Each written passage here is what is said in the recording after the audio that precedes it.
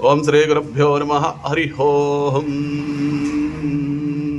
ನಿರಂಜನಾಯ ವಿದ್ಮಹೇ ನೀಲಭಾಸಾಯ ಧೀಮಹಿ ತನ್ನೋ ಶ್ರೀನಿವಾಸ ಪ್ರಚೋದಯಾತ್.